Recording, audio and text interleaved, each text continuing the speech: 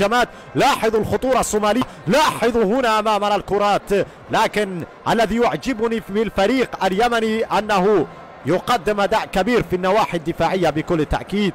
فريق كبير جدا، فريق كبير هذا الفريق اليمني. هنا محاولة، فرصة الثاني، لكن التدخل الدفاعي. ترجع مرة أخرى للكرة اليمنية.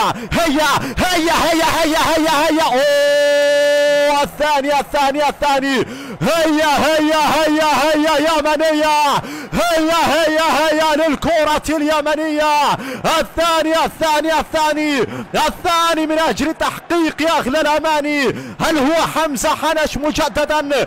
حمزة حنش هنا أمامنا اليماني، وبكل امتياز يظهر ويضرب وبقوة في هذا اللقاء. صاروخ يا ولدي، يضربها بقوة لكن يصدها الحارس. ترجع مجددا إلى حمزة حنش الذي يسكنها في الشباك.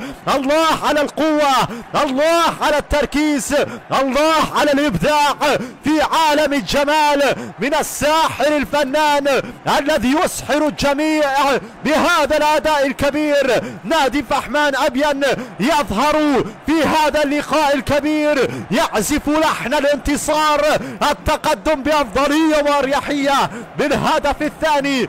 الهدف الثاني من أجل تحقيق يا أغلى الأماني للفرقة اليمنية، للذئاب الفحمانية، لأبناء أبين هنالك في اليمن السعيد والعظيم.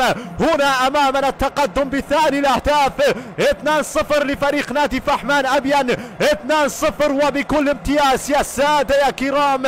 هنا أمامنا التقدم الرائع. الله على الكرة اليمنية، الله على متعة الكرة الفحمانية. هنا تسلل في اللقطة الماضية. إذا دائما وأبدا معكم المعلق الدكتور لاوي نبيل الكردي من هنا من إقليم كردستان العراق، ننقل لكم المباراة بجهود وأدوات بسيطة، والحمد لله. نتمنى إن شاء الله أن تستمتعوا في هذه المباراة. المعلق الوحيد الذي يعلق على المباراة التي هي غير منقولة تلفزيونيا، نعلق على المباراة من أجل خدمة الجماهير الرياضية اليمنية والصومالية. 2-0 الدقيقة 40، 5 دقائق على نهاية المباراة. يضربون بهدفين شباك الفريق الصومالي. فريق محترم، فريق كبير هذا الفريق الصومالي. رغم هذا فريق نادي فحمان أبين بإمكانياته البسيطة يقدم أداء للتاريخ، مباراة للتاريخ، مباراة للذكرى. ترجع الكرة مرة أخرى، وخطأ وبطاقة صفراء على نادي هرسيت الصومالي بعد التدخل على لاعب نادي فحمان أبين، على اللاعب محمد أو على اللاعب سليمان راجح.